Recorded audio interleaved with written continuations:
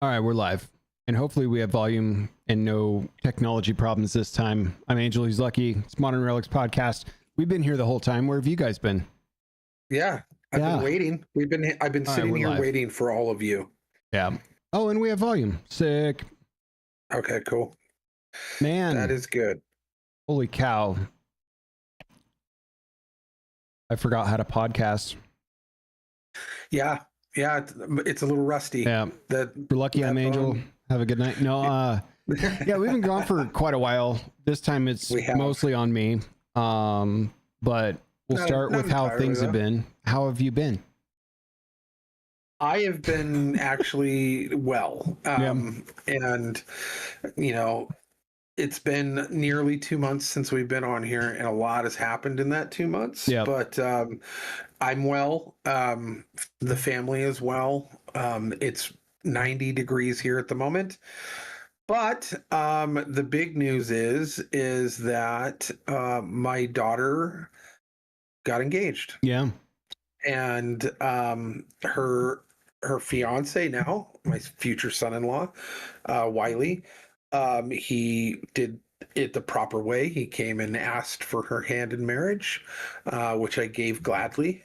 And the following Saturday, that was one Saturday, the following Saturday, he took her out for a photo shoot and actually proposed then. And there was supposed to be a surprise engagement dinner. We all showed up, my daughter being the bright cookie that she is, kind of figured it all out, context clues, and so it wasn't as much of a surprise to her as we were hoping, but she was thrilled nonetheless. We had a great time, and so that was Saturday, not this Saturday, a couple Saturdays. It's been about a month now, but that Saturday, and then the following Monday, she had already made the arrangements to go try on dresses and found the one, bought it, paid for it, found the venue, put down the deposit for the venue, already did the catering, got that figured out, got the photographer figured out, got the like all of it, like every single bit of it. She's got the officiants all done. They're already going through premarital counseling, like all of it, everything. They're like upstairs doing the fine details. She's even hand painted stained glass table things for each table, like 15 of them or whatever, and then a bunch of other signs that she's done with, glass. She's got all these little cute things that she's done by hand, including all the flowers. She's not having anybody else do that. Everything's paid for, everything's done. She's already got all the, like, even the cake and she's having pies and all sorts of things. Like, it's all taken care of, and she's still 60 days out, which, by the way, she's getting married in September. So, like, early September. So, like, Erin being the planner, my wife, and having done like all of these, wedding planning in the past and coordinating and such, and then also just her personality type, where she's the most organized human on the planet. So this is her thing, and it's for her own daughter, and she's like dying because Kate has everything handled. She's so capable at 20 years of age that she's like, no, mom, got it. No, mom, got it. And so Erin's like, give me something to do, and I'm over here going, give me something to try to help pay with. Like, I can pay some stuff. I can't pay for all of this. You're not giving me a lot of lead time on a wedding. Yeah. But they have it handled. Yeah, that proposal happened, and the invitation with the date selection was out 16 days later.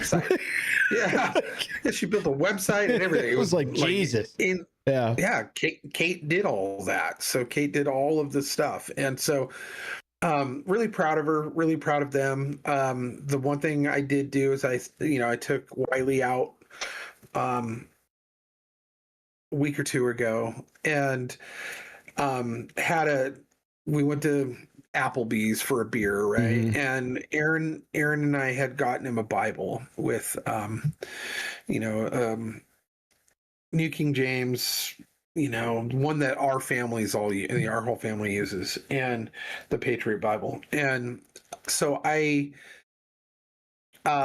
went through it and I color tabbed all of the sections that and all the verses that pertain to being the spiritual leader of your household, what the Bible says about marriage, what the Bible says about the duties of a husband, what the Bible says about the duties of a wife, and how to raise children biblically.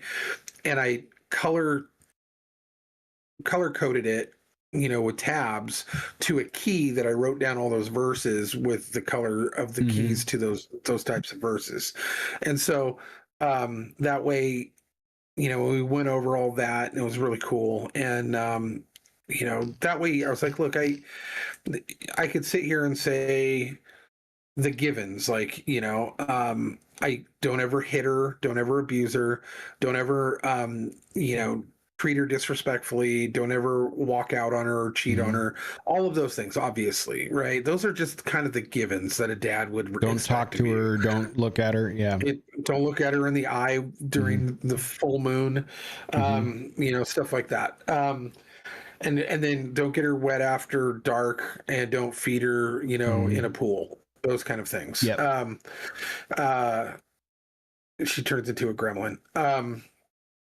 But yeah, really just a list of warnings. You don't want to do these things. No, it was, the stuff that I was like, but these are the things that are important to me. And if you're doing these things, all of the other things will follow naturally. So this is the stuff that should be the outline of how I expect you to enter into this union and treat my daughter, who is my greatest gift. So like, that's something that needs to be honored. And so this is how I'm asking you to honor it. And he was very gracious, and we had a good time, as to be expected. He's such a great guy. We're really, really lucky and fortunate and blessed to have Wiley, in essence, become a part of our family, even though they're making their own family. And that's how we view it, is that she's breaking off from our family and starting her own, and we get to now be extended family, but we're very grateful of that. So, and him. And so, very proud of both of them. So that's been kind of, since we've been on air, that has been kind of consuming. It's been in my notes every week, like, oh, this is what I'll talk about. But that's basically been consuming everything. Oliver, on the other hand, is also killing it. He just got an acceptance letter into an honor society. He's taking 10 credits over the summer, 3 more than is typically allowed. But that little lawyer talked himself into 3 more credits that the school doesn't normally even allow. And so by the time he's on trajectory, that by the time he graduates high school, he's going into his senior year, but by the time he graduates high school, he will have 3 associate's degrees, one in general studies, one in philosophy, and then one in pre-law. So we're pretty proud of him too. He's just working up at Silverwood, cranking levers on rickety rides, and hopefully no one dies in the process. So, but yeah, outside of that, that's pretty much been it. I've just been working, trying to lose weight to fit my fat ass into a suit. And Aaron and I are doing good, but outside of that, that's pretty much our update. Yeah. I don't really have anything else to really, it's been a weird mix of not a lot to do, but time being filled with the normal minutia of life and planning a wedding kind of stuff, or getting out of the way basically while other people are planning a wedding, because I'm not involved in anything other than I got to make a speech, I got to fit into a suit, I got to make a speech, I got to do a daddy-daughter dance, and pay for a couple of things, but that's about it. That's my whole role. And and hand her off, walk her down the aisle. But that's about it. How about you? Like, have you how's your Well, I also have big news. I finally finished a 4-pound jug of creamy peanut butter. It took a while, but we got there. Not nearly as big a news, but we got through it. I've fallen in love with a snack cracker known as chicken and a biscuit, which I didn't realize. Yeah, they're so good. They're just. You've never had a chicken and a biscuit? No. Dude, it's like when you. Apparently, it's been around since the 1910s. Like it's just a Nabisco staple cracker that's always there. And I ate one, and I was like, "Wow, this is the most incredible cracker I've ever had." So, it's a great snack. You can cut little pieces of meat and cheese off, and build yourself little Lunchables with delicious crackers. It's insane. Yeah. And it makes you wonder why all crackers aren't that delicious. Yeah. It's like, why even bother with other crackers when you have chicken and a biscuit? Yeah. And I'm not going to read the ingredients list or the health facts at all. I'm just going to eat them and enjoy it. Honestly, it kind of my podcast apology tour starts here. The podcast is probably going to be less and less frequent the way things are shaping up. As most of you know, I work for Redacted, and Redacted has made some very interesting decisions over the last couple of years regarding their employment staffing. And I have been with Redacted we're creeping up on 14 years. I learned I'm five years away from enough points to retire from the company, which is interesting because that's never really been in view. But Redacted made a covenant with me in 2022, essentially, that said, you can maintain the job that you've been doing, and you can work remote full time. And I took that and said, sweet, I'm out of here. And 45 days later, I left Seattle, Washington, because since I basically got to Seattle, I've wanted to get out. And it's been a long time coming. So things were great, planted roots here in Nevada.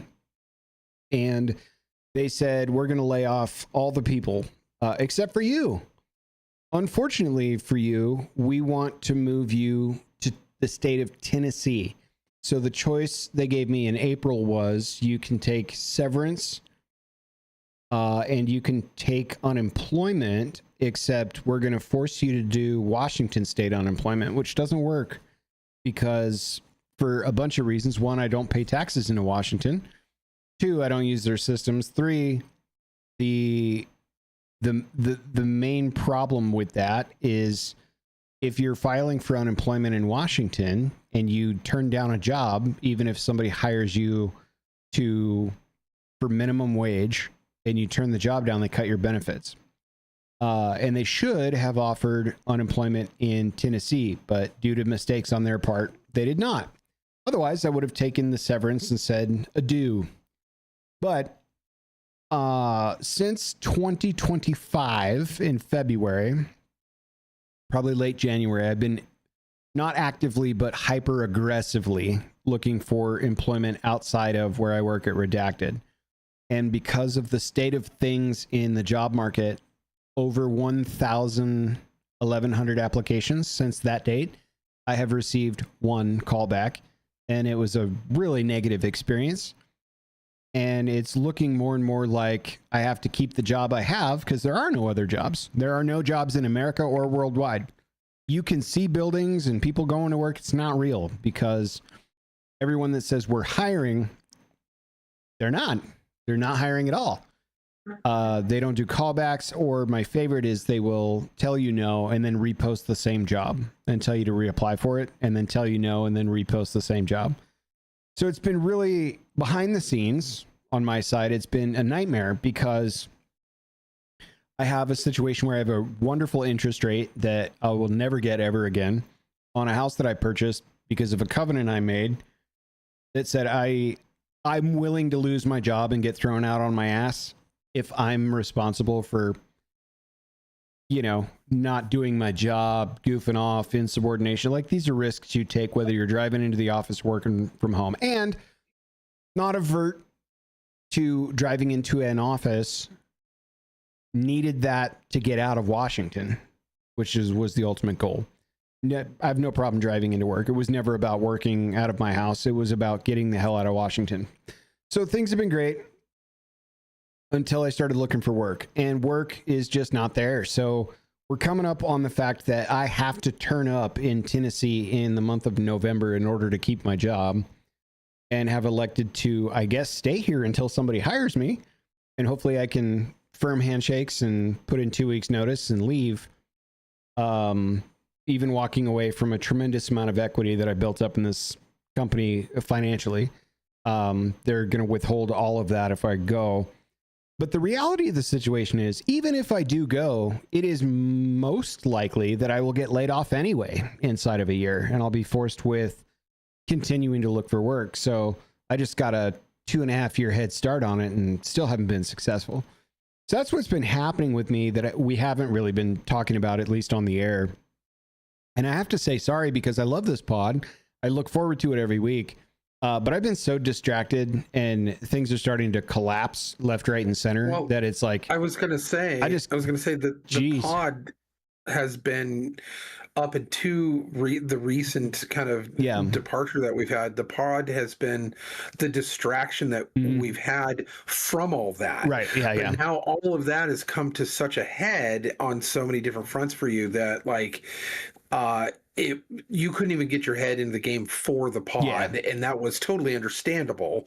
And so that was something that, like, we just kind of decided together, like, dude, take care of what needs to be taken care of. We need to get you in a better situation, because this is all kind of crashing down around you. No matter what efforts you're taking to fix it, it doesn't seem to be producing any fruit. And we've been kind of, you know, keeping up with phone calls and kind of trying to tackle this.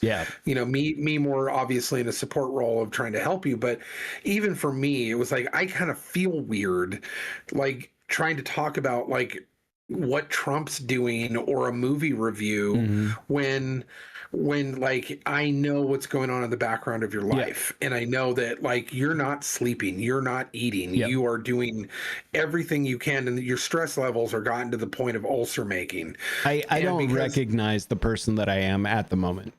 That's how bad things have gotten. Like, I'm a creature of some kind. But yeah, it sucks, because Redacted has made a very active campaign to make the people that chose to stay as uncomfortable as they possibly can, to try to get them to quit. And the end game is, if they have to stay, we get to realize some tax credits by moving them from Washington, where they're based out of, to Tennessee. Now, should special circumstance be given to me? Kinda, yeah. I'll be an asshole and say yeah, because I'm moving from Nevada, where it's the exact same tax sheltered structure with the exact same pay rate market from where I'm coming from, not Seattle where everyone else is, to somewhere else, to do the same job, which is mostly externally facing with vendors and clients and doing contracts and a whole bunch of technology related stuff that I do. Being on a call similar to the one you and I are on, where it's completely virtual, except I get to go sit in a chicken coop and go do it down there so they can get a tax break. And there is no sense to this other than they want to make it really uncomfortable. And why would they make it uncomfortable for those of us staying? Because they could replace us for cheaper labor in Tennessee if they just start over. And that's just kind of the bottom line. Like, everyone that is staying on board with Redacted and moving to Tennessee, they're going to nest all of these tenured, high salaried, West Coast salaried people under a brand new company. They're opening a subsidiary company that they're going to nest us under. And to me, I have been pretty accurate with my thesis on how they're going to do this, and what they plan on doing next has been largely true all the way through. I could see a point where Redacted sells the core company to a bunch of franchisers and just deletes the rest of us. But the reality is, as long as we write down what we do and there's good white papers on how to do it, they could simply replace us with somebody for half the cost that needs a job locally. And they gain political points in the state of Tennessee by bringing new jobs into the marketplace, right? So it all makes sense from a corporate perspective, but it's been very difficult because I've been here for a long time. I've survived a lot of layoffs, and it is principally because I'm very good at my job. I care very much for the outcome of my work, and I'm cheap, all things considered. I do it for much less than my peer group would working for other big companies based in Seattle or anywhere. So I think that's what's kept the staying power together. But the reason I'm not taking severance and walking away in firm handshakes and moving on is A, haven't been able to find a job for a year and a half prior to this decision, which is terrifying. Just the state of AI replacing tech jobs, for one. And for two, it is going to be excruciatingly hard to try to supplement enough income and roommates just to keep what I've got going, even at a really good rate. So the reality of the situation is I'm probably going to wind up in Tennessee working for Redacted for at least a little while longer until somebody calls me back and says, hey, dude, I like your resume. We want to give you a shot over at where we work. And I'll probably be living pretty close to living out of my truck while I pay for a house that I don't get to live in. So that's kind of how things are going. I can't rent my house out because I have nowhere to put the stuff that's in it, for one. And for two, if I get laid off after I go down there, man, I couldn't put a family out on the street. Like, well, I lost my job. I'm coming home because now I have a pocket full of cash because I got a new severance package offered when they laid me off a year later, and throw a family out on the street. Can't do that. Two, if I get laid off sooner than that, I would have nowhere to go. I would have to pack up my truck and go where? Because my house has people in it. So to not have to pay for a storage unit and all that stuff, I'm just going to keep paying for the mortgage and have to live pretty much hand to mouth in a state that I've only been to once, in an environment I can't stand, with a weather pattern I don't like, working for a company I resent, because it's the only job I've got. And there are no other options, at least not the 1,114 applications I put in so far. Right. So what that means for the pod is, since I produce it and it requires 2 big computer machines and a lot of software and a shitload of time and things like that, I'm probably not going to be packing all this stuff with me if I end up having to go down there this winter.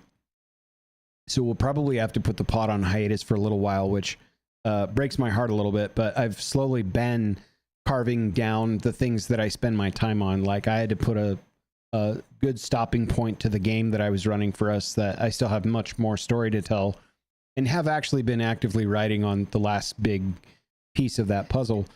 I just don't have the mental capacity to do it. I'm shredded. My time is shredded with looking for a job, placing callbacks, talking to recruiters, looking at contracts, and then also doing my current day job, plus backfilling all the work that isn't getting done from the 61% of my peer group that got annihilated in the last 19 months of layoffs because that work didn't go anywhere. The people did.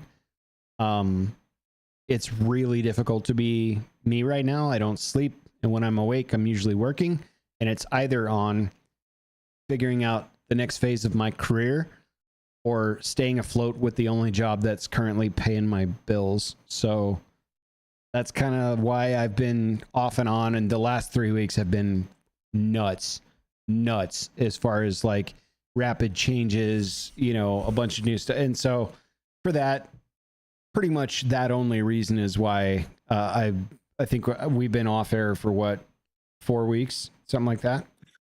Well, yeah, 3 weeks. I think all 4 of those were me. So no, sorry. One of them was my birthday. You had a birthday. So, outside of that, I think it was all me. Yeah, so I apologize, everybody. But that's my life. That's the life that I'm leading now.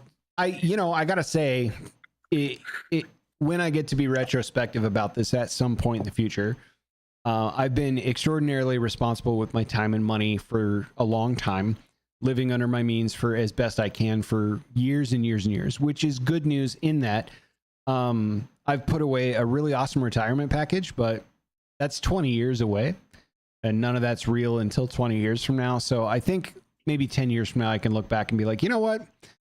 You have a really good APR. The house didn't go anywhere. You've got a manageable monthly payment that's not much more than an apartment is. You don't owe any money anywhere else. It's your asset, which is great. And you've done really well to squirrel away money so that you could enjoy the word retirement, where that's not a reality for a shit ton of people, man. And so I think as long as I remain diligent, this is one of the things that will be extremely uncomfortable, but not unmanageable, in that I've moved a lot. I've bounced around places most of my life. This isn't new. It just sucks because they lied. They lied to me. And so all things change, and I have to kind of adapt with it. If I don't pick up a job in the next month or two, the reality is I'm probably going to wind up changing my living situation and living out of my truck. I'll pack a bag of clothes and a guitar, and I have some people that'll keep an eye on this place while I'm out, and things won't fall apart, hopefully. And I'll keep working at building the dream that I've spent my entire life dreaming of and only got to realize for about 4 years. So that's what I'm doing. And that's been all consuming. So that's why the pod's been kind of deprioritized due to life circumstances, not because I don't like doing it or this is a pain in my ass. It's not. I really do look forward to this. It's just very hard to do right now. You just didn't have, you didn't have the bandwidth for anything outside of like trying to put out the fire that is in your life right now. Yeah. And it was something that I understood entirely, but it was kind of hard, especially with the idea that, you know, we can't even talk about the business that you work for without calling it redacted, right? Mm-hmm. So like not yet. The details are kind of like, you know, gritty minutia of stuff that unless you're lore deep into it, you don't really understand. So it's not like a topic that we can really bring up all the time. So, and it's currently still in such a high focus of every waking minute and non-waking minute, because there's very few of those in your life. And it's all consuming. True. Like, you know, there's a point where, you know, I just check in with you via text message, any updates, and you're like, call me.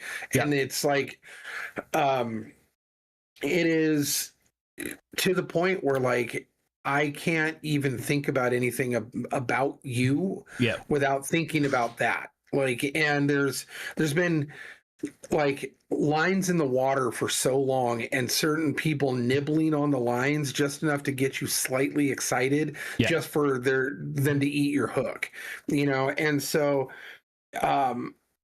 it's one of those things where it's crushing, but also perplexing that somebody of your skill sets and your work ethic,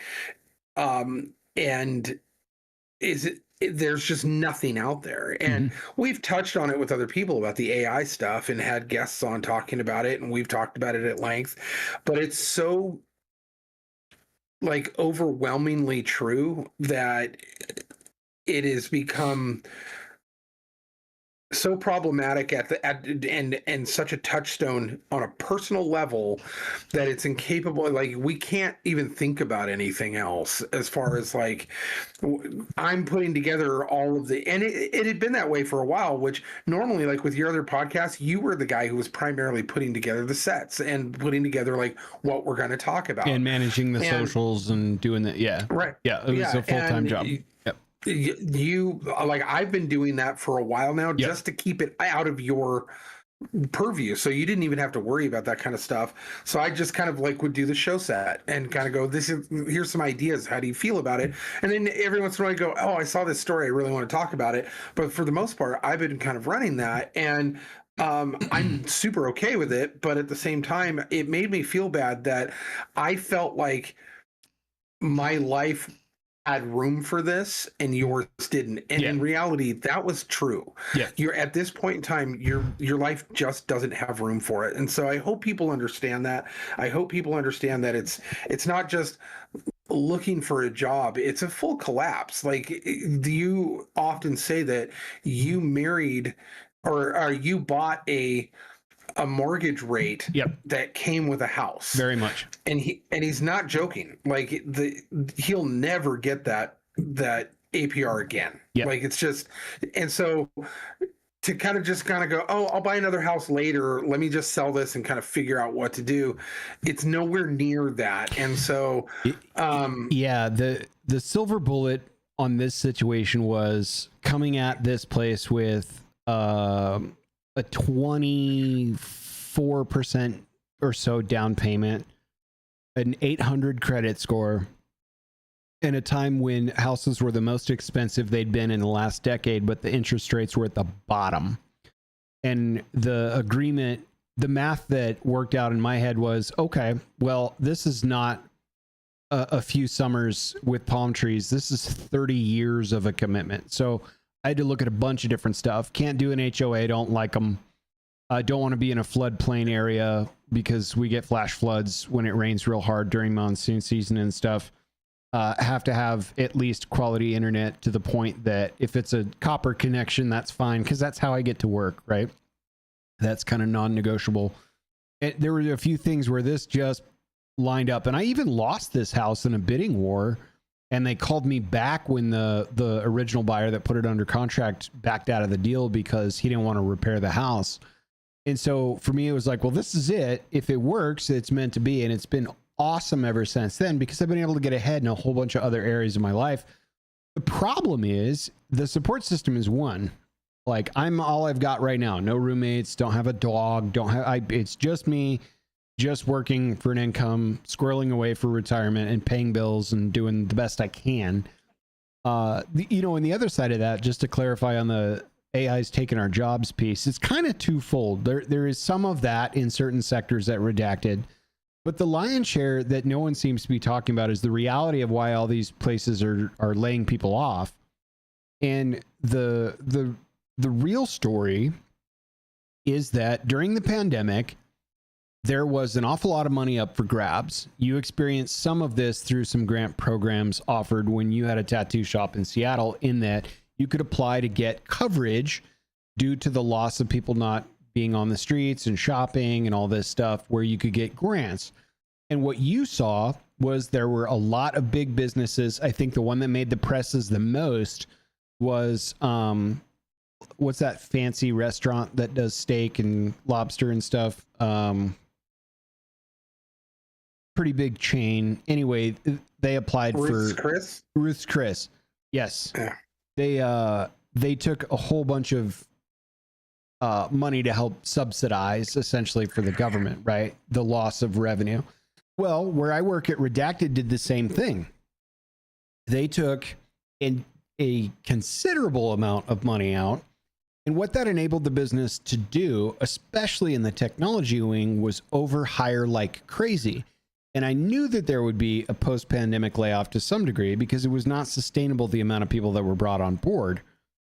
But it was worthy to do it because while there's downtime, you can develop a whole bunch of stuff. You can push out new programs. You can squeeze new features into your software. You can, really uplift the customer experience from an infrastructure perspective quite a bit because you're on borrowed money. And the reason everyone borrowed money is because it was unstructured debt. At that point in time, the variable interest rate was such that you could kind of push off higher APRs until things got better. And simultaneously, if you weren't working for a big company, maybe you were unemployed, maybe you were working for a small company, a lot of folks were eligible for the government stipends, like the Joe Biden era. I forget what the actual word is that I'm looking for, but all the checks that would come in the mail from the stimulus checks. Yeah. Right. Well, somebody's got to pay that. At the end of all that, that's got to get paid back. So these businesses are now realizing, hey, the credit card is due. So there's a lot of job thinning out, and that's how it started. But where I work at Redacted, we also went through a CEO change, and the CEO is very laser focused on cutting all the way down to the bare minimum to increase profitability at all costs. And the structure of his employment at Redacted is such that he can largely go unchecked, doing whatever it is that he wants to do to realize that goal. So outside of a lawsuit. Correct.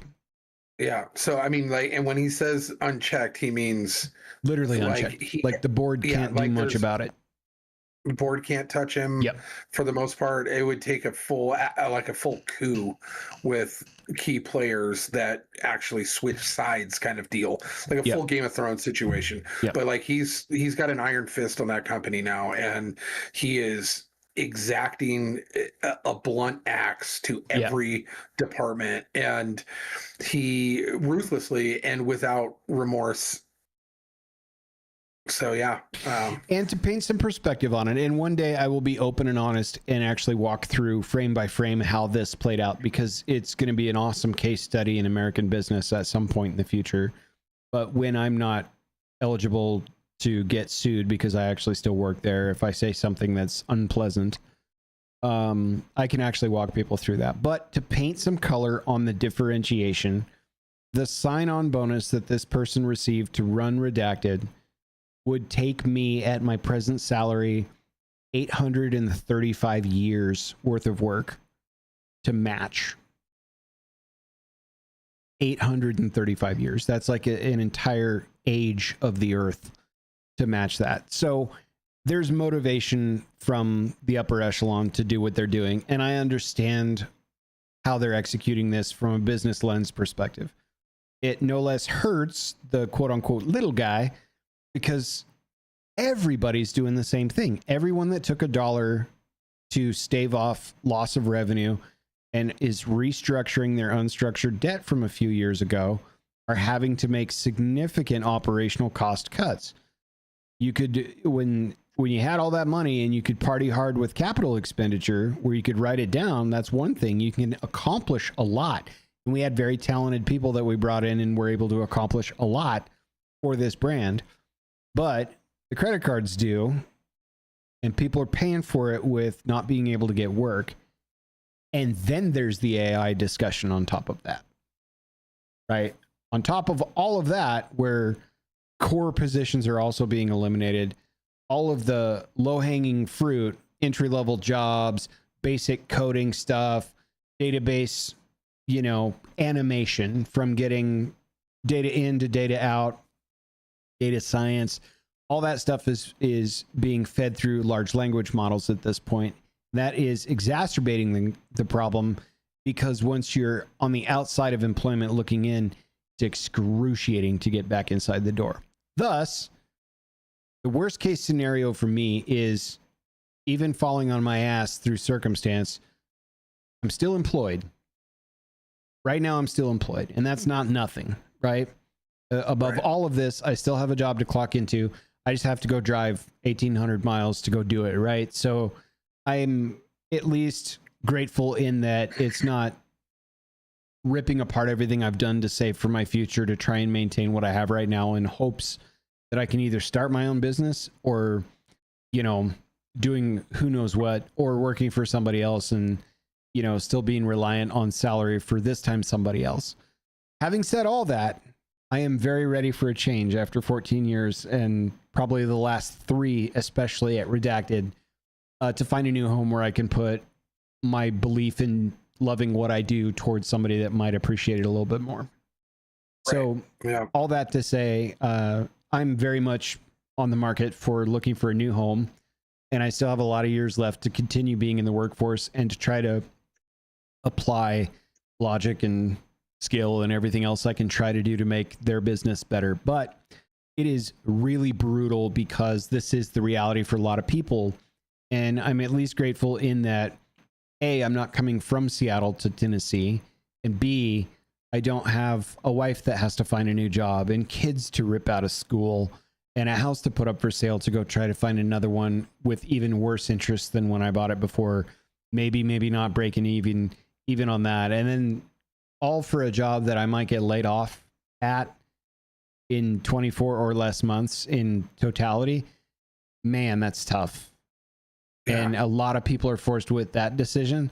I at least can be airdropped damn near anywhere and survive. I'm pretty good at that. It's not my favorite thing to do, and starting over is not fun at 42 years old, but I am capable, and a lot of people don't have that even as an option, and those that do, it's way, way harder.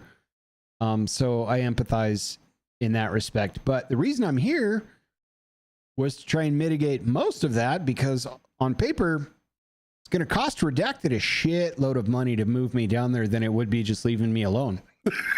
And that is real. That's not me begging for special compensation. Not that anyone at Redacted watches or listens to this. It is the truth. This is going to cost them a wild amount of money for not much gain, other than they do get to skirt the millionaire's tax the more people they send out of there. Yeah. So thanks, Washington, for accelerating a problem that didn't need to happen until next year. Nevertheless, I said a lot of words. I don't expect anyone to feel sorry for me, nor should they, but I will be probably intermittent on the pod for a little while as things ramp up with, do I have to leave my house behind and go work in a new state?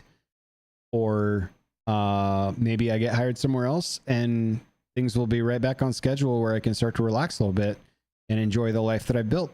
But it's hard. It's really hard. And so that's why, at least for the last couple months, it's been red hot with things I have to do, people I have to talk to, applications I have to fill out. It's just, I'm being honest about it now, but this has been going on for a long time. So yeah.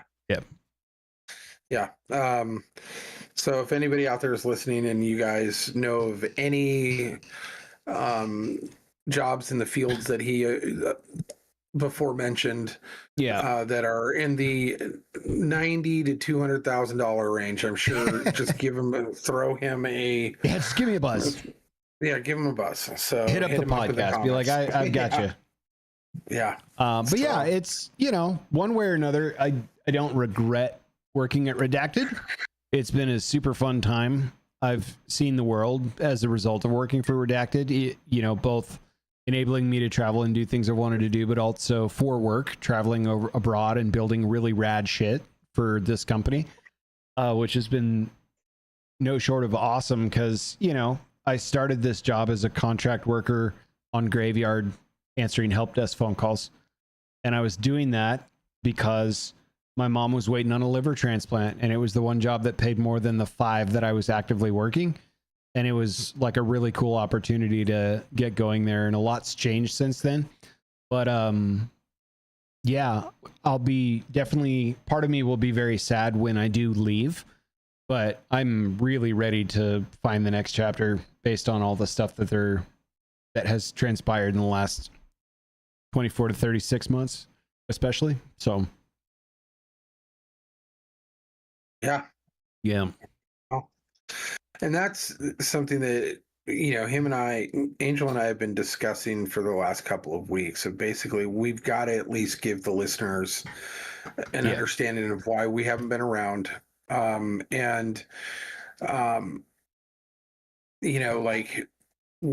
people don't even know. Last time we talked, or last time we were on here, my wife was running for election, and nobody knows what happened there. She didn't win, and some of the players that we didn't want to win didn't. But it became a really confusing mess, and that kept us busy for a while too. But then shortly right after that, like when she didn't win, and she wasn't really sad about it because of how the mix-up happened. It actually, she's like, "Whoa, that got really messy. I'm glad I don't have to be a part of it," and kind of took a step back. Literally the next week is when Kate got engaged. Yeah. And so like it immediately, she goes, "I wouldn't have had the bandwidth for both." She goes, "I wouldn't have been able to do both. So I'm glad, it was a blessing I didn't win. So I'm glad I could focus my attention over here."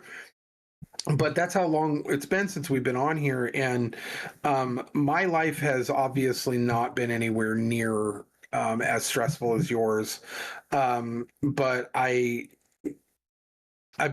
going along with you in these stresses and trying to be there in whatever capacity that I can. So yeah, I was even distracted to the point of like not being able to do this. So the blame isn't solely on you. It is on the fact that, you know, we both have lives, and our lives are not like smooth waters right now, and this takes the amount of energy that we put into this. It takes bandwidth and smooth waters to be able to kind of put in the time and effort, and we feel that you guys deserved more than us just getting on here and being distracted weirdos.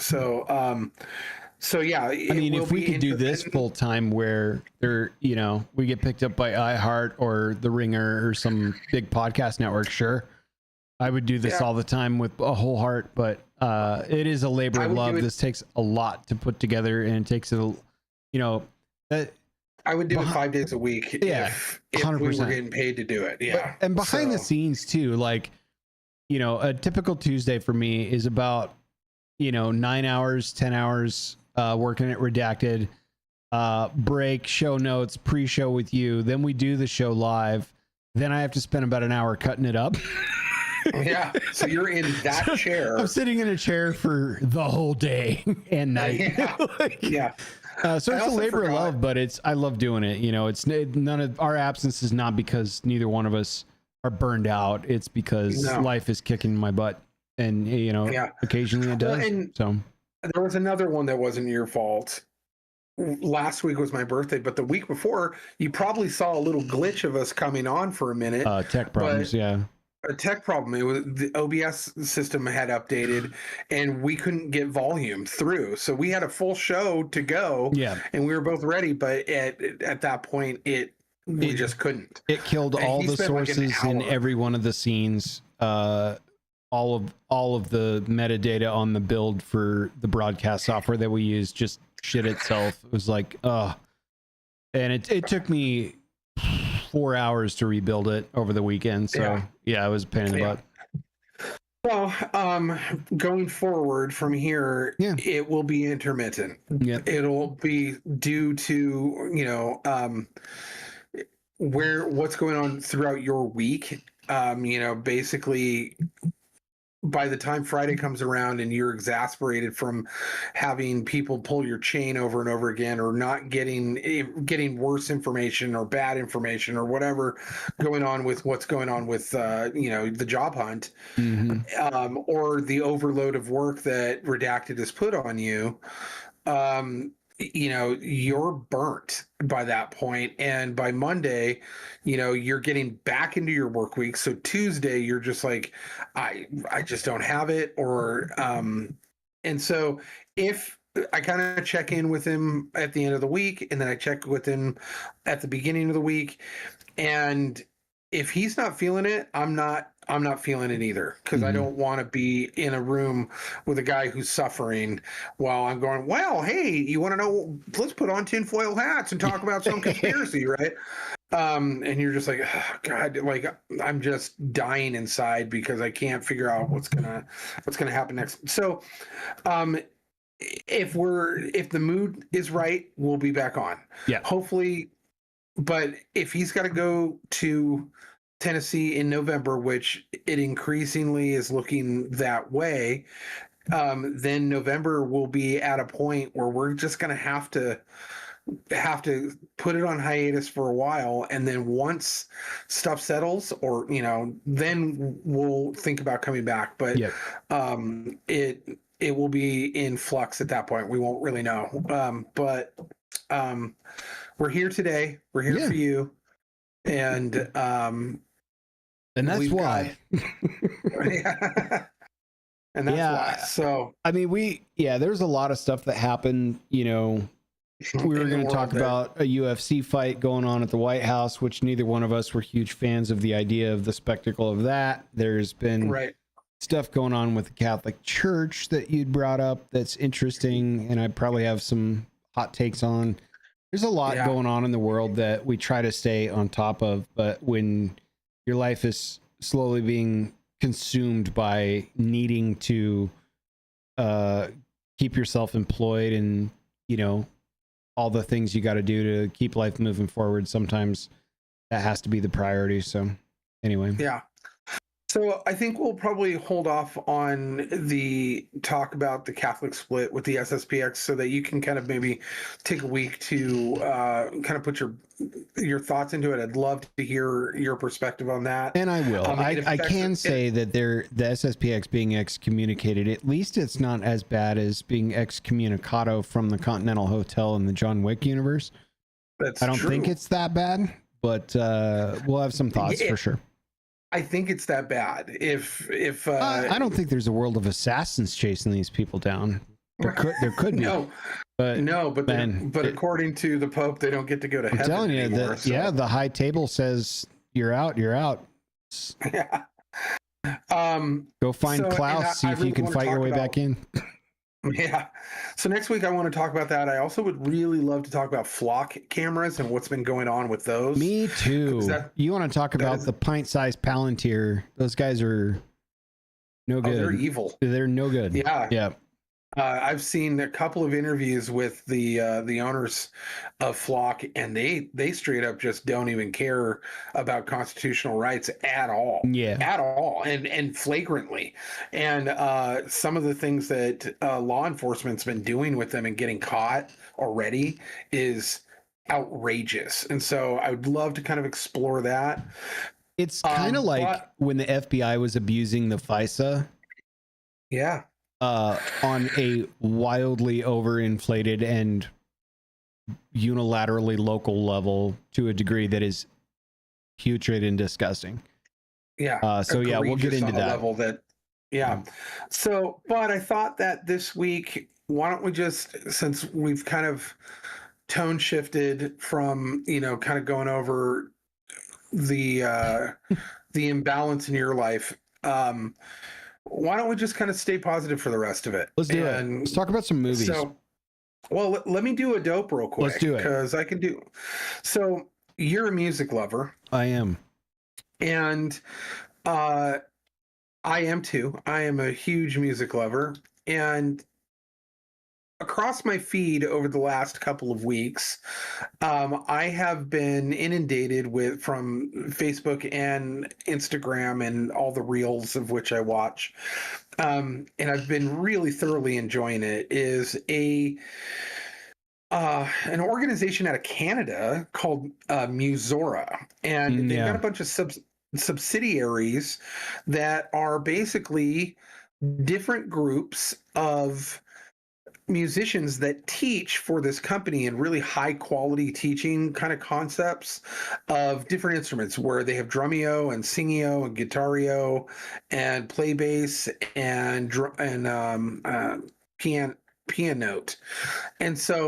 And they do lessons with well-known artists that I think are mainly more well-known in Canada. There's some Americans that are, or some Canadian acts that I've recognized throughout it. But one of the things that they do to kind of promote this, which is really cool in and of itself, but this other kind of side project that they've been doing, where I started getting drumeo ones, where they'll take a famous drummer and they'll take all of the sound out of a song, all the drum sounds out of a bunch of songs, and they'll have a famous drummer listen until they don't recognize the song. And they go, I've never heard this before. And so then what they do is then they go, okay, cool. We're going to let you build and construct your own version of what you think the drums should sound like in this song. And it's really fun. It's really creative. And it's really kind of neat to watch how they work that out. Now, they've also taken it to a different level where with Museo, they'll have a full band. And basically, the producer in the booth will give them a song, which is typically like some song that is completely contradictory to their typical sound, whether it be a jazz funk band that they have in there, or an alt rock band, or a screamo band, or a Norwegian weird kind of folk band, or whatever the case may be. They have some famous band in there that I've known a few, but mainly they're Canadian acts that I've never heard of before. And they will then pair them with a pop song or something, some real kind of famous song that a lot of people would know, and then they have to reconstruct the song in the way that their band would do it. And they show you kind of how they work it out and how they're talking. Well, what if we did it in this time structure, or what if we flipped this verse and the bridge, and because that's something that would sound more like us. And then they kind of reinvent this song, and oftentimes it is so good, and they do it on the spot within a couple of hours in that studio. It's not like they go back home and figure it out. They actually do it in studio. One of the more famous examples of this that's a really good watch, I think this YouTube video was watched like 30 million times on Drumeo, was the Chili Peppers drummer Chad Smith. He got a drumless track of The Kill by 30 Seconds to Mars. And he's like, I've never heard this before. And then he's like listening to it, and he figures out the time signature, and he's like, oh, it's in 3. And then he just laces the song almost exactly how it was recorded in the studio. And everyone's just like, holy shit. What's the full band version of this called? It's called Musora. Musora. Musora. Super entertaining stuff, though. What'd you say? Super entertaining stuff, though. Like I watched I subscribe to the Drumeo one. I love when they bring in drummers and just do cool gags with them and stuff. But yeah, I got to check out the Musora one. Cause I know they did the full band one. They'll have like they'll take like a Billie Eilish song, and they'll have a band called The Spot featuring Emily Wolf, and they'll turn a Billie Eilish song into a Black Sabbath song, like by tone. Or, you know, they just have all these different, like Pearl Jam, but as jazz, you know, and they just do such an incredible job of taking an Ariana Grande song and doing it in melodic metal by a band called Nerve, you know, and which is funny to think we used to buy records called Pop Goes Punk to listen to our favorite punk bands do pop song covers and shit, and you could buy those records for $16. Now you can just watch them construct it in real time in like one take. It's so great to watch though, because you see them having fun or being completely frustrated with the song choice and going, we've got to do this Four Non Blondes hit and try to figure out how to do that. Okay, whatever.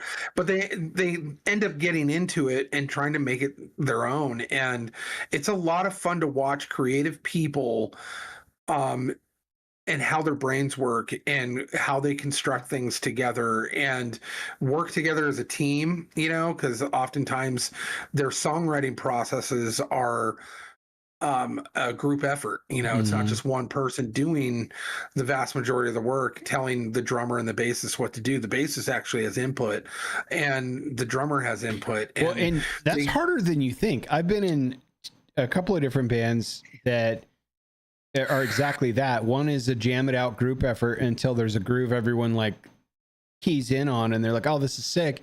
Just go with it, and you just jam it out, and then you start to ink down the structure, and then a song comes out of all that at some point. And also I've been part of groups that's like, this is your part, work on it. This is your part, work on it. This is your part, work on it, or come up with something that fits this part. And it's very isolated and very vertical. And then it gets mixed into something, and then you have to practice your parts around other people, which can be challenging as well if you're not used to hearing a really loud, you know, drum set trying to hold time in a rhythm section, or you know, you don't know where to come in on the vocals if there's highs and lows in the guitars or multiple guitars. Both can be done. Both are incredibly challenging creatively to do. But it is a way different mindset being part of both structures like that in the past. Yeah. So I enjoy watching that shit unfold in real time too, because I've been there. Yeah, and you can follow Musora. They've obviously got a YouTube page, and then their website, and then you can also follow them on any social media platform, Facebook and Instagram and all that. So highly recommend. It is, you know, each video is, you know, roughly anywhere between 5 to 20 minutes long, depending on how much footage they get of them interestingly putting it together, and so super fun. The other one that has been bringing me a lot of joy, that I'm doing 2 dopes this week, so double dope, is Dust. And Dust is a website that also streams on all the different platforms, and they play reels, but they're anywhere between 5 and 15 minutes long, and they are shorts, like movie shorts, that they have collected from all over the world, from Australia, the UK, Japan, the United States, and everywhere in between. And it is a collection of hundreds and hundreds of, done probably over the last 10 years or so, of science fiction shorts, like, that are really well done.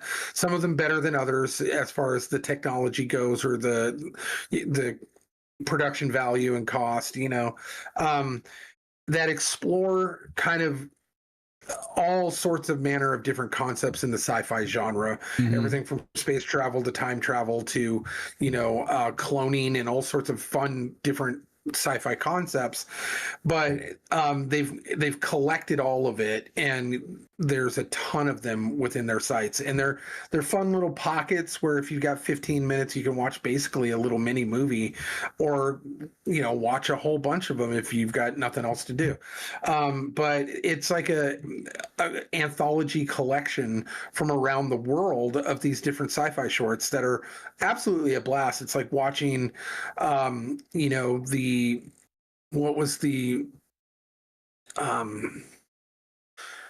the Electric Sheep, there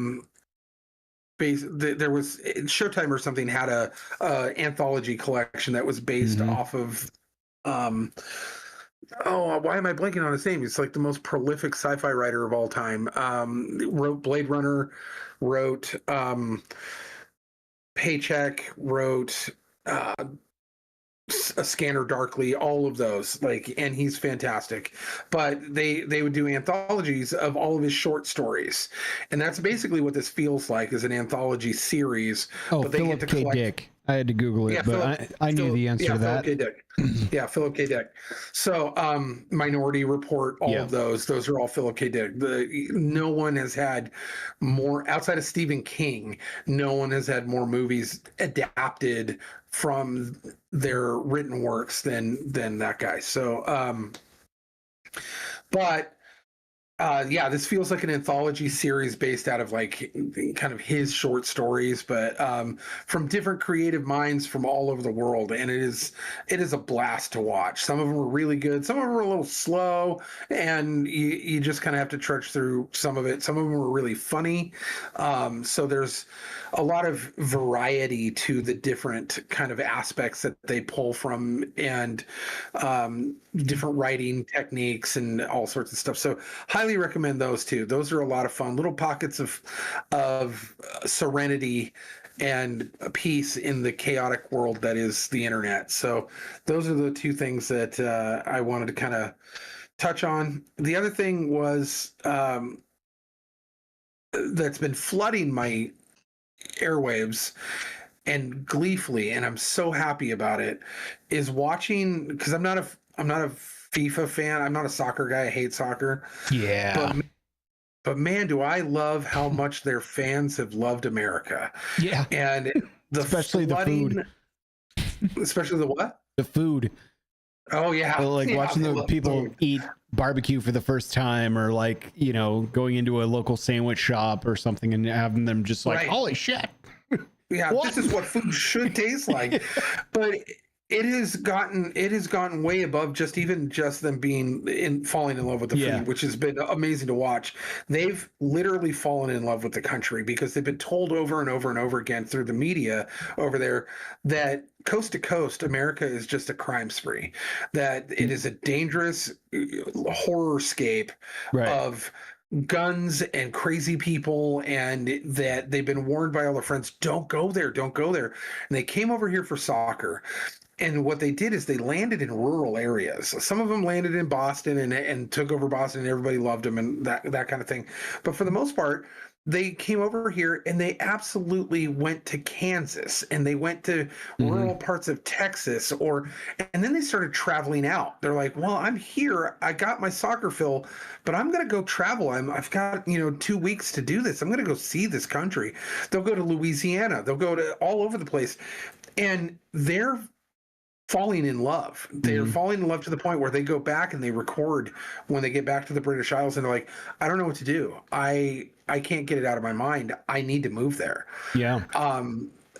What we've been told is completely wrong, but the freedoms that these people have and the variety of what they have access to, and the friendliness and the love for each other and the American spirit, they're trying to figure out what the feeling of the American spirit is. Yeah, and all they know is that they've tasted it like it's Texas barbecue, and it blew their minds. And they need to simply talk to Keir Starmer about why he lied so much. Oh wait, he just resigned. Yeah. So, no, I've actually seen quite a few of those. They're pretty incredible, where people are just like, I'm shocked at the absolute departure from expectations that I just experienced. Like it's not near as bad as I've been told. And everyone should go see this at least once. You've got to go check out America. And I don't know if I enjoy that for the publicity or if I want them to go back thinking it's just crime-ridden, guns, and all that, and just stay out. Yeah, right. Yeah. There's part of me that really appreciates the idea of people finally recognizing the greatness and beauty that this nation is, and not crapping on it from the shores of another country, and not recognizing the miracle that the United States is, not only just in structure of the way it's built in the humanity, but just the beauty from coast to coast on a nature level that they've never seen before. That the people here are so diverse and across the land, and that they are just, their minds are blown. And I appreciate that that's what they're appreciating now, finally. Now, do I want them all flooding here? No, because as much as we complain about illegal immigration and the type of people that are illegally immigrating, people, third world countries and Muslims and, people who don't really respect our values, I have to say that, people are like, if we could just get all these soccer fans and we'll trade them out. Like, yes, but all of those soccer fans, every single one of them created what is now going on in Europe. All of them voted for that. All of them allowed that to happen. All of them, I have very little sympathy. And I just read a Samuel Adams quote that basically played this out fully, and it was like, this is how I feel about people who allowed their freedoms to be taken away should be shunned, because they're the type who will bring that to your shores as well. And so I don't have a lot of sympathy for like what's going on in Europe, and I feel like people are like, don't you feel bad about like what's going on in Ireland and stuff? And I'm like, no, because they allowed that to happen, and in fact they voted it in over and over again. Right. And so they're kind of, I'm not saying haha they get what they deserve, but I'm also saying like you kind of did, and you kind of asked for it, and those type of voters I don't want moving here, because they're going to bring all those caveats with them. I can keep a pretty balanced perspective of the enjoyment I've had while being abroad, right? For what it's worth, it enjoyed most of my time visiting Canada that I've been into a lot. Really, really loved Italy. Really loved it, with very few setbacks. I recognize that Barcelona does not represent all of Spain, and I had a very interesting and eye-opening experience being there, and still enjoyed my time for why I was there and what I was there doing. Mexico, similarly. China, similarly. Would not want to live in any of those countries. I would rather stay right here where I'm at in America. regardless of the political climate in the country, present day, or who's in the White House, hands down. Right. You know, for sure. So totally with you on that one, where it's like, no, I've seen breathtaking landscapes in the Mediterranean and stuff like that. I'm fine. Yeah. Sweating my ass off in the desert back home where there's no landscape. Yeah. I'm good. Absolutely. Yeah, totally understand. I wanted to touch on that. Yeah, for sure. Yeah, but it's super fun to watch, though. It is. Yeah. Them screaming, God bless America, and this is the greatest country in the world while standing on our shores. And then even when they get back home, is pretty encouraging that thousands upon thousands of people came over here and get to spread that message once they got back home and start dispelling the generations of rumors of what this country isn't, right? And so I'm very grateful for that. But do I want them to move here? No. Yeah, thanks for the visit. Thanks for the right. America's not without its warts. I'm good. But there's no shot I would want to visit a country, fall in love, and then immediately move over there in droves and be like, oh, this is gonna be so much better. In fact, a lot of that was, in some Spain, particularly parts of the world, it was quite evident that tourism wasn't really welcome and that they did not want people to fall in love and move there. So I'm glad they had that experience, but I'm kind of with you on that one. A couple Canadians I'd take down here, they can come down. A couple of them. If you think that we have a Muslim invasion problem now, like in New York and in Minnesota and stuff like that, you just wait until we have thousands of European voters over here. Right. Like that problem will explode in a matter of a year or two of their arrivals and voting records. So I'm good. Like, you guys can stay over there, clean up what you did. If you saw what we have over here and you want to replicate it, do it over there and do it really well. You have the power and the ability to do it. Just start voting the proper way and start pushing back on your elected officials. There's 250 years of documentation to draw from.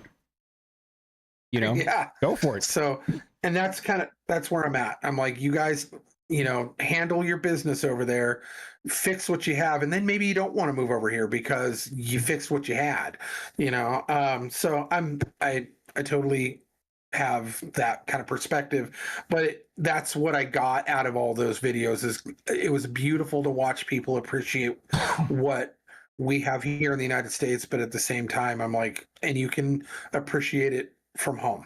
And so, but yeah. When you guys start dumping tea into your harbors, then you're on the right track. Yeah. Right. You watched a movie this week. I did. Do you want me to spoil it? I know you're going to watch it. No, I will forget. I'm good at blanking out when I start a movie. So it's like, I'm great at tuning you out. I'll enjoy the movie either way. No, it's I watched the Hail Mary Project with one of the hot Ryans. What's his name? Ryan Gosling. Yeah. Hot Ryans. Yeah, there was Ryan Phillippe, there's Ryan Reynolds, there's Ryan Gosling, there's every generation contains a hot Ryan. Right. It's part of how Hollywood does business. I think it's in the rule book somewhere. I'm sure of it. It's a science fiction story. It draws from a bunch of different tropes, but the concept of the plot line is very unique.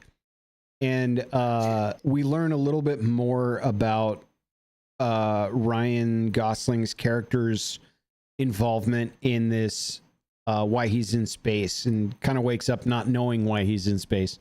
But the premise of the story is that there is some form of, the way they depicted it is kind of like a microorganism almost in space that is eating the power from the sun, essentially.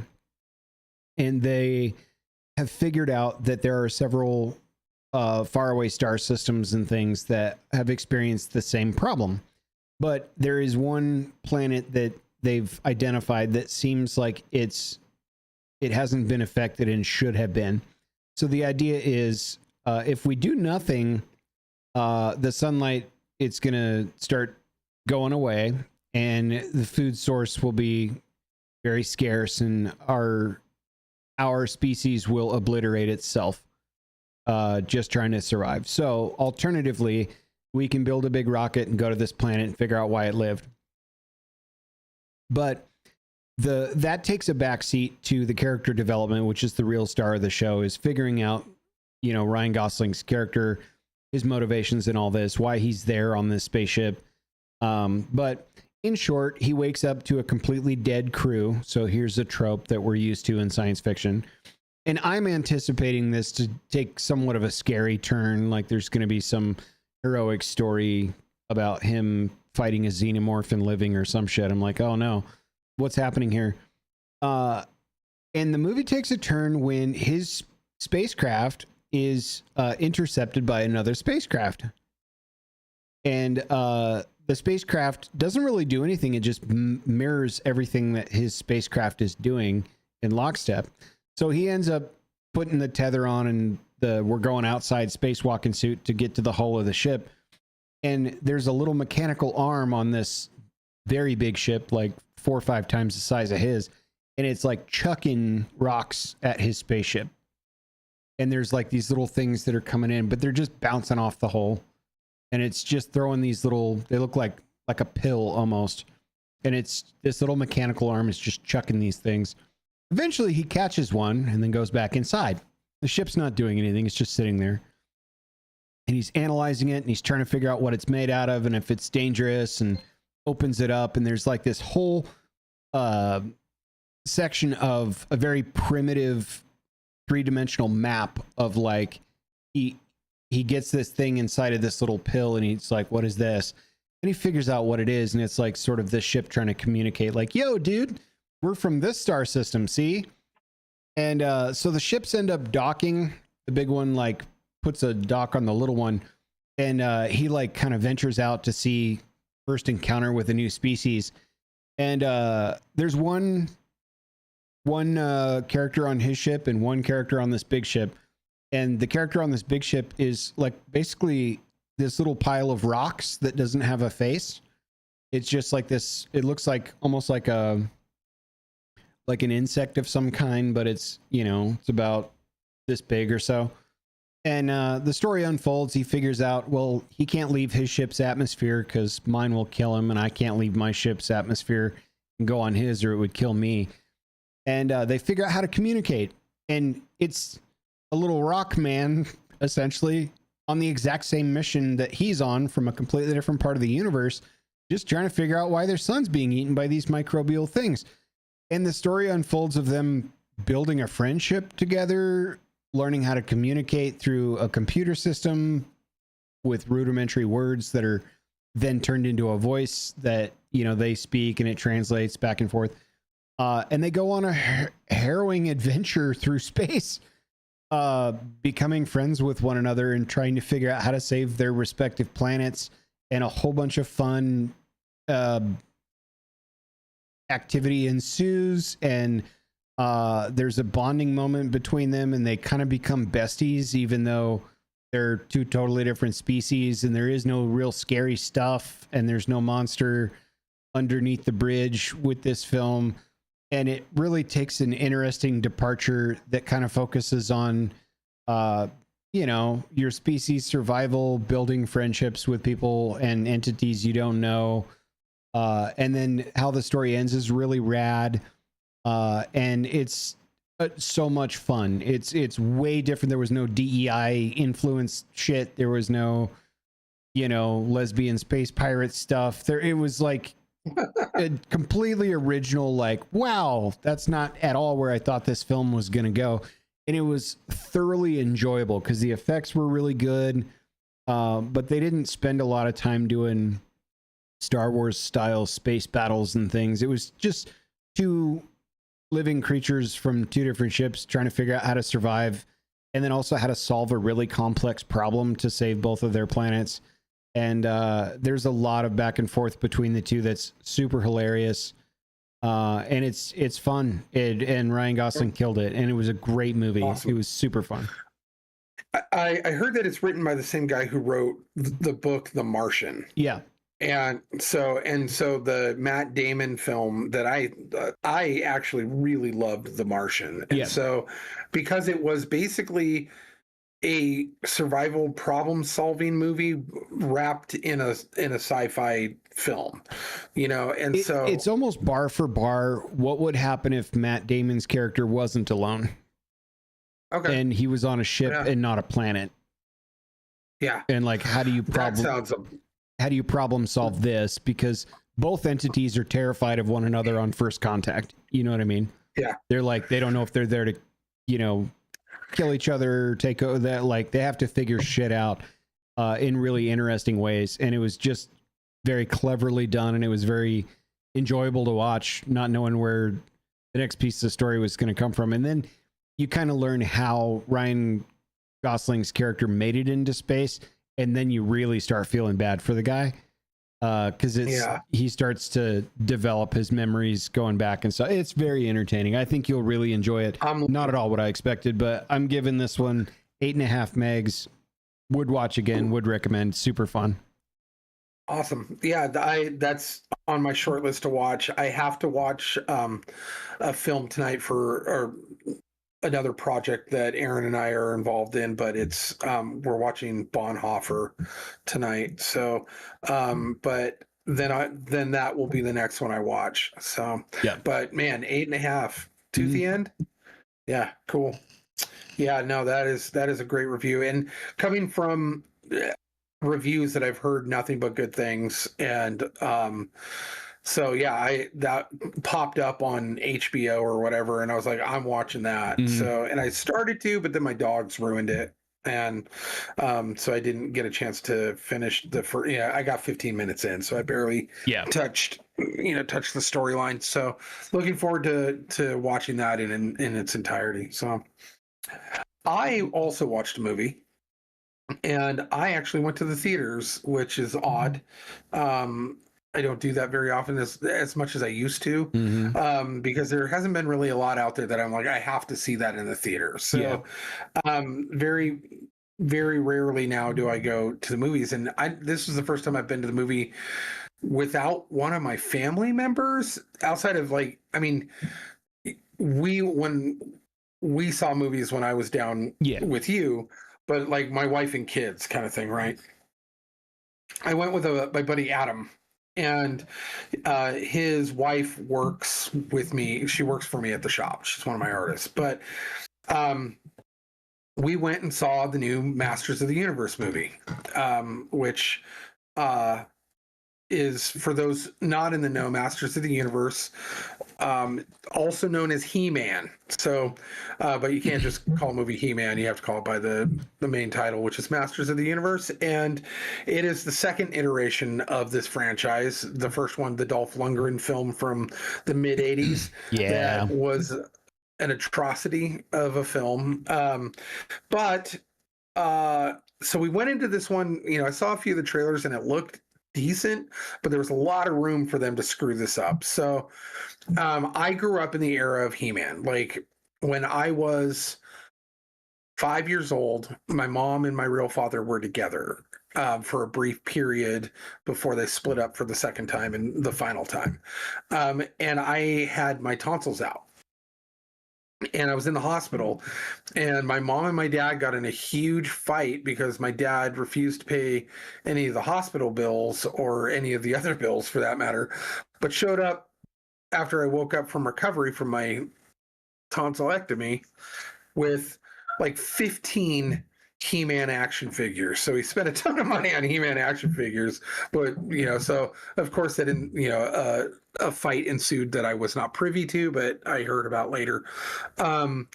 But I loved the cartoon growing up. My stepbrothers had a ton of the He-Man toys that got added to our generalized toy collection. So we had all of them. We had so many. We had Castle Grayskull. We had the whole deal. So it was definitely a major component of my early, 5, 6, 7, 8 years old, kind of up until that point. Then I started getting into, I was already into Voltron and started going more into the robots and stuff. And G.I. Joe, where and Star Wars, where He-Man started taking a back seat because the franchise was kind of dying. But so I was kind of excited for this movie. I was actually very much looking forward to seeing what they could do nowadays with that concept. And so we went into it, and I was really kind of nervous and kind of, withdrawn with, I did not want to get too far down the rabbit hole getting excited about something that would ultimately let me down with some type of woke nonsense or just but ultimately I can't imagine. I kept thinking, well, how can they screw this up? Like, did they at least give Skeletor like a meme line where he's like, remember that cheese is simply a loaf of milk until we meet again, and then runs away? They didn't, but they did give him a lot of humor in it. Nice. And so I was thoroughly surprised. I absolutely loved this movie. Nice. The rewatchability of it, I will probably buy it on DVD, even that's still a thing, or Blu-ray or whatever, right? Mm-hmm. Just because I want it in a tangible fashion. But the humor was on point. The pacing in the story, the way that they kind of rewrote what happened to Adam or He-Man, and why he's been missing from Eternia for all this time, was really clever. The movie was clever. They did a really good job of tying in really good sets, costumes, the look of it. The whole look of it was beautiful. I think the casting was perfect. I don't think they could have done better with the casting. Idris Elba as Man-at-Arms, I was super cool with, even though Man-at-Arms wasn't originally a black guy. It doesn't really matter. Mm-hmm. Eternia isn't Iceland. It's not, Europe, so like, they have snake people and men with 3 eyes and stuff like that. So like, but they even explained in a humorous way why they all had weird names like Fisto and Ram Man and stuff like that, that really appealed to like a 13-year-old, but also a 48-year-old man's humor. Yeah. And they did a really good job of explaining all that.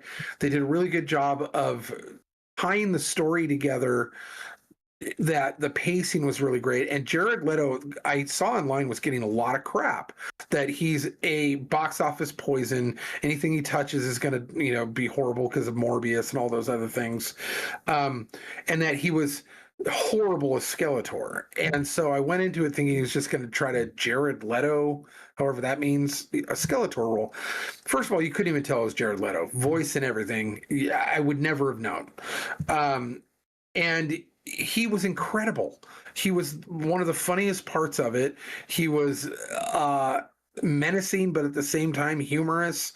And the voice was fine. It was actually great. I really liked the I'm a Jared Leto defender more often than not. Yeah. Like I thoroughly enjoy whether he's in a small part like in Fight Club or in a big part. Like I think he won an Academy Award for Dallas Buyers Club. Like he's very good at his craft. I agree. I don't understand the Jared Leto hate, other than the fact that there's jealousy because it's not fair that man is that pretty, but then also can sing in a band. Right. Is very good at it. Yeah, exactly. Yeah. And then also is an Academy Award winning actor level. Good to see you too, S-Lance 23. Sorry we've been gone.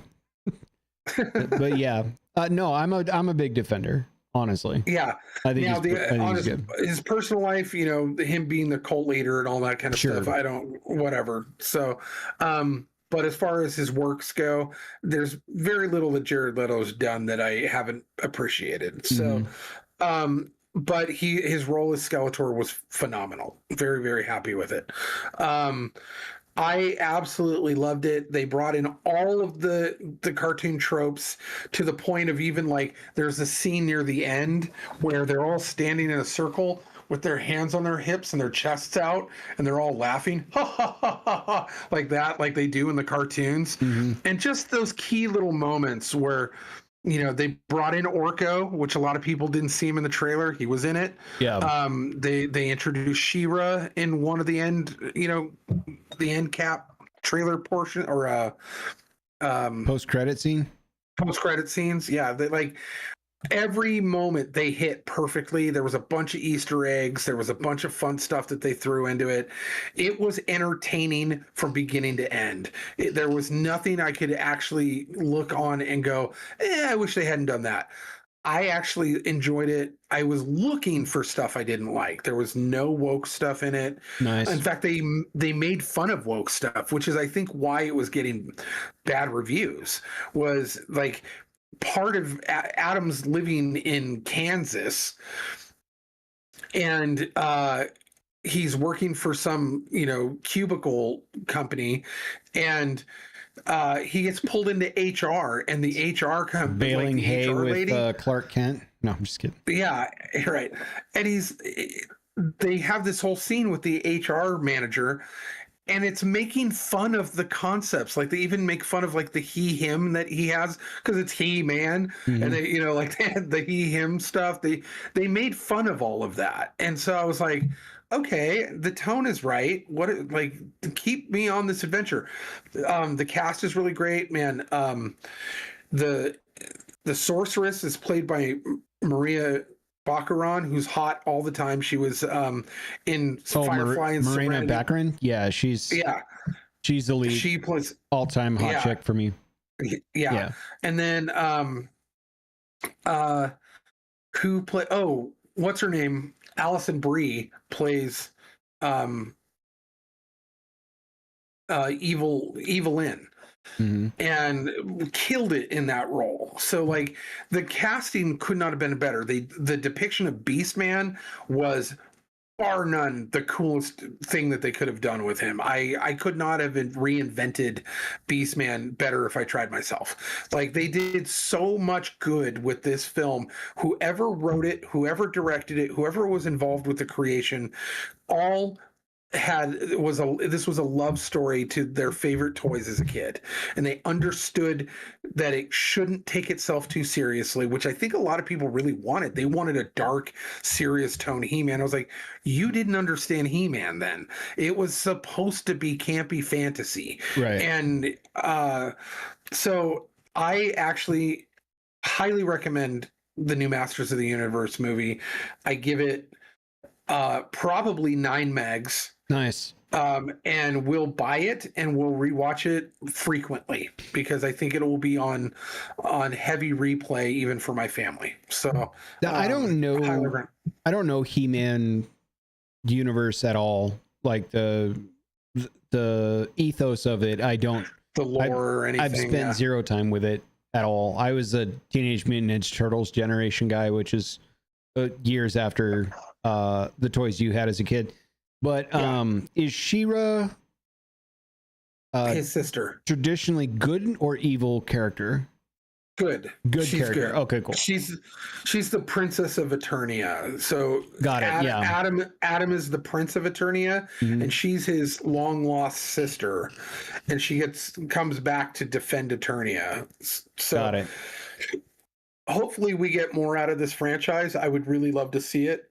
Well, because there's somebody in my life whose name is Sheila, and I refer to her as She-Ra pretty religiously. And I'm like, hopefully that's because I thought she was a good character, like one of the team good guy, not team bad guy. Okay, cool. She-Ra was the spinoff that the Mattel toy company made when they were producing. They had already planned it. They had produced the He-Man to see if it would take off, and they made the toys first and then made the cartoon as basically ongoing commercial to sell toys, like a supplement. Yeah, Yeah. So, and they built the world of Eternia and the whole story around the toys, the first 8 toys. And then, but they knew that if it took off, they were going to need something to attract the girls. So they created She-Ra and it was a spin-off show that came in like the 3rd season of He-Man when they knew they had the traction. So they brought her in, and she went for 2 or 3 seasons too. And so even after He-Man stopped, because I think He-Man stopped after the 4th season, and then it just picked up where She-Ra went on. So, but yeah, it was. So you're saying She-Ra paved the way for Xena Warrior Princess years later? 100%. Yeah. Yeah. So nice, sick. But yeah. 9 megs. Well, I'll definitely have to check that out. If it's still in theaters, I'll probably wait for it to hit a streaming service of some kind. But yeah, so I can't imagine that you'll have to wait too long, because it's been in the theaters for a little bit, because I watched this like I think a month or so ago. Yeah, so it'll be a couple weeks, and then it'll probably be right back into the I frequently see movies with one of my neighbors, and we'll go see Dune or some ninja movie or whatever. And he and his wife went to go see Disclosure Day. And I was like, how was it? And both of them looked at me and they were like, I was like, that bad, huh? They're like, you can probably wait. I was like, okay, fair enough. But I haven't been to the theaters in a long time either, because there's just not been anything out that I care about. Like, yeah. I'm getting mixed reviews on Disclosure Day, and they're coming from really odd sources, actually. Like, essentially, from what I could tell, and historically with Steven Spielberg, he tries to explain away God through aliens, and is pretty explicit about it in a lot of his films.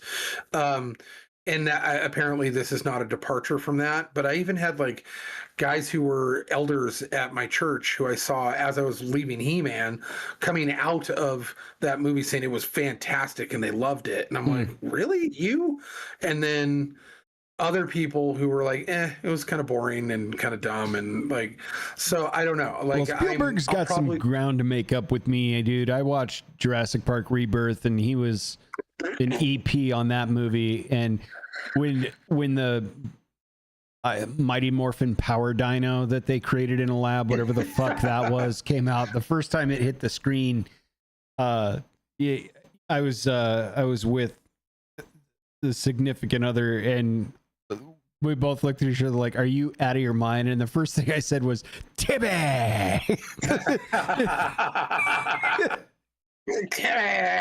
Like, that's what I expected the sound to come out to be like. And then at the end, it was like executive producer Steven Spielberg, written by Steven Spielberg. I was like, oh my God, that was so bad. That was so bad. I think that's a lie. I think that whole movie, if you watch it like through a particular lens, you will recognize that movie was almost predominantly written by AI. Yeah. Like, there's no way they made those writing decisions without some computer assistance, because it doesn't make sense in so many ways. The dialogue doesn't make sense.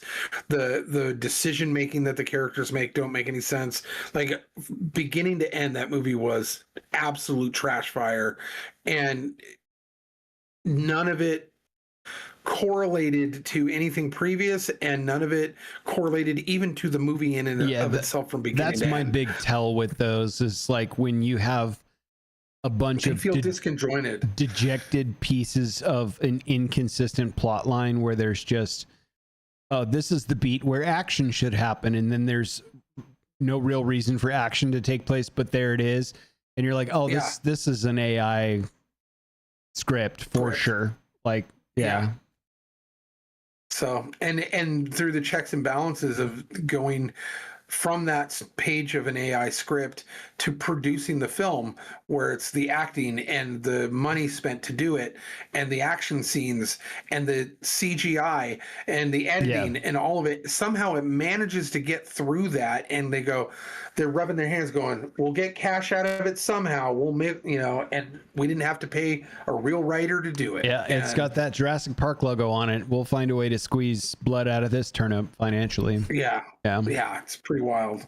So, well, we can do the 28th Overlord tip if you would, would like. Let's bring in our Overlord tips for you. Yeah. So this week is about animal care. And much like Bob Barker, spay or neuter your pets. But in the particular case of someone who is an overlord, you tend to have the money and the desire to collect dangerous animals, or even make them in labs if that's your fancy. But whatever you have, whatever living creature or pet you have, whether it be a monster or otherwise, you need to take proper care of those, not only for the safety of the animals, but for your own safety, because these are wild creatures. These are beasts that are supposed to be trained to maim, kill, destroy. So take precautions. Make sure you take precautions. So my pet monster will be kept in a secure cage from which it cannot escape and into which I cannot accidentally stumble into. That's a good call. So, right. Make sure that whatever animal or creature you have, it is secured. Yeah. So you're not falling into the shark pit on accident. That you're not falling into the cage after feeding it from a stick, and all of a sudden now you're the next meal for your pet, and there goes your whole all the work you've done, because you've decided to get a little lackadaisical with the safety precautions. This animal has a purpose, like a horse or like an oxen, if you will. There's a utility to this creature that needs to be put at the forefront of you're not sitting, it's not fluffy. So let's not treat it like fluffy and let it get free range. Keep it secured, keep it safe. And that is the tip of the week.